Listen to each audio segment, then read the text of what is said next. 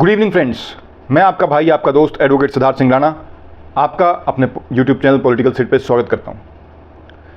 दोस्तों, जब ये 22 अप्रैल से लेकर अब तक जितनी भी घटनाएं हुई, चाहे उसमें आतंकवादी हमला है, चाहे उसमें भारत का रिटेलिएशन है, किस प्रकार से भारत ने पाकिस्तान के अंदर टेररिस्ट कैंप्स को तबाह किया, किस प्रकार से पाकिस्तान ने रिटेलिएट करने की कोशिश करी और किस प्रकार से पाकिस्तान की पिटाई हुई, ये जो सारे एपिसोड्स हैं, इसमें सरकार ने, सेनाओं ने कितनी तत्परता से अपना रोल प्ले करा, चाहे वो फॉरेन मिनिस्ट्री हो, चाहे डिफेंस मिनिस्ट्री हो, चाहे पीएमओ हो। किस प्रकार से प्रधानमंत्री जी ने अपना दौरा रद्द किया और वापस भारत आए, एयरपोर्ट से ही बैठकें शुरू कर दी। ऐसा एक वातावरण, ऐसा एक माहौल पूरे देश में बनाया गया कि इससे प्रायोरिटी से ज़्यादा, मतलब इस पूरी घटना की जो प्रायोरिटी है वो हमारी सरकार के लिए, हमारे देश के लिए बिल्कुल नंबर 1 पे है। फर्स्ट प्रायोरिटी पे इस पूरे प्रकरण को रखा गया। इसको बिल्कुल भी लाइटली नहीं लिया गया, बहुत ही गंभीरता से लिया गया और वैसे ही इसका इलाज किया गया। इस सारे वाक्य में अगर हम देखें तो जो विपक्ष का भूमिका थी वो कुछ ऐसी लग रही थी। जो मेन भूमिका, मेन जो विपक्ष है, कांग्रेस पार्टी की बात करें, ऐसा लग रहा था कि इस बार कांग्रेस जो है बड़ा ही पॉजिटिव रोल निभा रही है। कांग्रेस के जो प्रवक्ताओं के भी बयान आ रहे थे भी हम सरकार के साथ खड़े हैं। ऑल पार्टी मीटिंग के बाद भी जब इनके नेता निकले तो वहाँ से भी वो यही बोल के निकले कि हम सरकार के फैसले के साथ खड़े हैं। कुछ बीच में अगर अपवाद छोड़ दें कि जो छोटे मोटे नेता होते हैं वो किस प्रकार से अपनी बात कह के पूरी पार्टी लाइन को ख़राब कर देते हैं, उसको अगर हम साइड में भी रखें, फिर भी ओवरऑल अगर हम देखें तो कांग्रेस की जो भूमिका थी वो ठीक नज़र आ रही थी और लग भी रहा था कि इन्होंने एक अच्छा विपक्ष का जो रोल होना चाहिए, भाई नेशनल इंटरेस्ट में जो रोल होना चाहिए, उसको प्ले करा। लेकिन जब आप किसी चीज़ का दिखावा करने की कोशिश करते हैं तो वो ज़्यादा लंबे समय तक चलता नहीं। अभी बिल्कुल हाल ही में जिनको लीडर ऑफ ऑपोजिशन बनाया गया और अलग अलग नामों से जिनको बुलाया जाता था, चाहे वो पप्पू कहें, चाहे वो बालक बुद्धि कहें, या अन्य जो लोग उनकी टिप्पणियां उस नाम से करते थे, उन्होंने अपनी बुद्धि का जो एक उदाहरण दिया है वो बहुत ज़्यादा गंभीर है। और वो कोई ऐसा वाक्य नहीं है कि उन्होंने, उनके मन में आया तो उन्होंने बोल दिया। दोस्तों, मैं बात कर रहा हूँ राहुल गांधी की। राहुल गांधी ने जिस प्रकार से हमारे जो फॉरेन मिनिस्टर हैं जयशंकर जी, उनके ऊपर टिप्पणी की है, ये बहुत गंभीर है। अब ये टिप्पणी जो है ये उनकी स्वतः क्रिएटेड टिप्पणी है या उनके मुंह से कोई बुलवाना चाह रहा है, ऐसी कोई टिप्पणी है। अपने एक ट्वीट के माध्यम से उन्होंने 2 सवाल भारत सरकार से पूछने का, या यूं कहें भारत सरकार पर इल्ज़ाम लगाने का एक कार्य किया। पहला सवाल उन्होंने पूछा कि भाई हमारे जो फॉरेन मिनिस्टर हैं उन्होंने क्यों पाकिस्तान को पहले ही बता दिया था, और दूसरा कि उस बताने के करके हमारे जो हवाई जहाज़ हैं, हमारी जो एयरफोर्स है, उसको कितना नुकसान हुआ।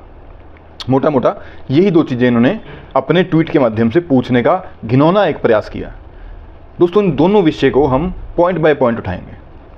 पहली चीज़, जयशंकर जी का एक स्टेटमेंट आया। जयशंकर जी की एक प्रेस वार्ता में वो कह रहे थे, किसी रिपोर्टर से बात करते हुए या कहीं ऐसी जगह का एक वीडियो वायरल हुआ जिसमें उन्होंने कहा कि जब ये ऑपरेशन स्टार्ट हुआ उस समय पाकिस्तान को इन्फॉर्म किया गया कि आपके टेररिस्ट जो आप पाल रहे हो वहाँ पे हम हमला कर रहे हैं, आपकी सेनाओं के पास ऑप्शन है कि सेना उसमें बीच में ना कूदे।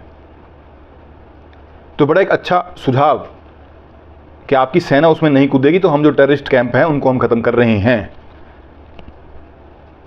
उस लाइन में जब भी ये कोई बड़ा आदमी या जरा बड़ा व्यक्ति या जो जिम्मेवार आदमी होते हैं, इनके वर्ड टू वर्ड की इंटरप्रिटेशन होनी चाहिए। इन्होंने स्पष्ट ये कहा कि जब शुरू होने के बाद, eight the time of start, जब वो शुरू हो चुका, ऑपरेशन स्टार्ट हो चुका, उस समय पाकिस्तान को इत्तला की गई। इन्होंने कहीं पे भी उस लाइन में ये नहीं कहा कि पाकिस्तान को हमने पहले इंफॉर्मेशन दी। At the time start of the operation we informed Pakistan. तो इंग्लिश लैंग्वेज के राहुल गांधी जानकार हैं, ऐसा नहीं कि उन्हें समझ नहीं आया। एक तरह से उनकी, आप यूं कहें कि मातृभाषा ही अंग्रेजी है, तो उनको बहुत अच्छे से ये समझ आया होगा कि ये इस लाइन का अर्थ क्या निकलता है। कि जिस समय ऑपरेशन हमने शुरू करा उस समय पाकिस्तान को इत्तला किया कि आप इसके बीच में ना पड़ें, आपकी सेना इसके बीच में ना पड़े। और अगले दिन के अगर आप सेना के जो ट्वीट थे या सेना की जो प्रेस वार्ता थी उसमें आया था जस्टिस सर्व्ड। इसका अगर बारीकी से आप इंटरप्रेट करें, एनालाइज करें, तो इसका मतलब होता है कि जो हम करना चाहते थे, जो जस्टिस हम अपने नागरिकों को दिलवाना चाहते थे, वो हमने कर दिया। अब पाकिस्तान की मर्जी है कि इसको एस्केलेट करता है या नहीं करता, पाकिस्तान की मर्जी है इसको आगे बढ़ाता है या नहीं बढ़ाता। लेकिन जब पाकिस्तान ने अपनी हरकतें शुरू करी तब हमारे रक्षा मंत्री ने कहा कि ऑपरेशन सिंदूर कंटिन्यूज, कि अभी ऑपरेशन सिंदूर खत्म नहीं हुआ। ये सारी बात की जानकारी राहुल गांधी को बहुत अच्छे से है, लेकिन उसके बावजूद भी जयशंकर जैसे साथियों, जयशंकर जैसे जो फॉरेन मिनिस्टर हैं ये देश का एसेट हैं। अगर हम ये कहें कि आज तक के सबसे बढ़िया, मेरी नज़र में, हो सकता है किसी की नज़र में कुछ और हो, मेरी नज़र में सबसे बढ़िया जो फॉरेन मिनिस्टर भारत को आज तक मिले हैं वो जयशंकर, जो बड़े ही डिप्लोमेट तरीके से अपनी बात को बड़े ही कम शब्दों में समझाने का जो एक उनका हुनर है, फिर चाहे वो यूएन में बैठे हों, चाहे अमेरिका में बैठे हों, चाहे रशिया में बैठे हों, चाहे फ्रांस में बैठे हों, किसी से संबंधित कोई बात कर रहे हों, बड़ी ही सटीक बात वो करते हैं और भारत की छवि को देखते हुए, भारत की ताकत को देखते हुए अपनी बात रखते हैं। तो ऐसे एक फॉरेन मिनिस्टर को इस प्रकार से मैं यूं कहूं कि कटघरे में खड़े करने का जो घिनौना ये प्रयास राहुल गांधी ने करा है, इसकी मैं कड़े शब्दों में निंदा करता हूं। और दोस्तों फिर हम आते हैं दूसरी बात पे कि हमारे कितने जहाज़ों का नुकसान हुआ। तो इसमें एक चीज़ राहुल गांधी को बड़े अच्छे से पता है, हमसे ज़्यादा ही उन्हें पता होगा, क्योंकि जब ऑल पार्टी मीटिंग में ब्रीफिंग भी हुई तो वो चीज़ें भी निकल के आई होंगी जो शायद आपको और हमें नहीं पता, कि भारत के जहाज़ क्षतिग्रस्त होने का मतलब ही नहीं बनता, क्योंकि भारत के जहाज़ों ने अपनी एयर स्पेस को पूरे ऑपरेशन में क्रॉस ही नहीं करा। भारत के पास अब वो टेक्नोलॉजी है कि वो अपनी एयर स्पेस में रह के ही उसने सारी कार्रवाई को अंजाम दिया। जो ये टेररिस्ट कैंप उड़ाए हैं, ये एयर टू सरफेस मिसाइल जो थी वो अपनी एयर स्पेस से इस्तेमाल करी, अपनी एयर स्पेस से छोड़े गए। और उसके बाद जो पाकिस्तान ने किया उसमें भी भारत का कोई भी हवाई जहाज किसी प्रकार की डॉग फाइट में या किसी प्रकार की जो एयरप्लेन्स की आपस में वो चेज फाइट होती है उसमें नहीं उलझा।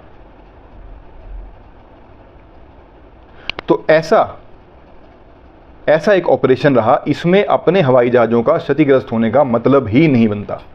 ये वो बालाकोट वाली एयर स्ट्राइक नहीं थी जिसमें हम घर में अंदर तक उनके जाके अपने हवाई जहाज हमारे गए थे और फिर वापस आए थे, फिर अभिनंदन जी वाला पूरा प्रकरण हुआ था। ये उस प्रकार का ऑपरेशन नहीं था। उस ऑपरेशन से कुछ सीखते हुए, उसको और एडवांस करते हुए, अपनी सेनाओं का दम दिखाते हुए, ये ऐसा ऑपरेशन था कि हम तुम्हें सीने पे मारेंगे और अपने घर में बैठे बैठे। तो ऐसा एक सवाल राहुल गांधी जो द्वारा पूछा गया जो कि अति निंदनीय है, और मैं एक व्यक्ति के, नागरिक के नाते भारत के इसकी निंदा करता हूं और अनुरोध करता हूं कि आप एक लीडर ऑफ ऑपोजिशन हैं। बहुत से लोग भारत में जो आपके समर्थक जो आपके हैं वो आपकी तरफ नेता की नज़र से देखते हैं, तो आप भारत को बदनाम ना करें।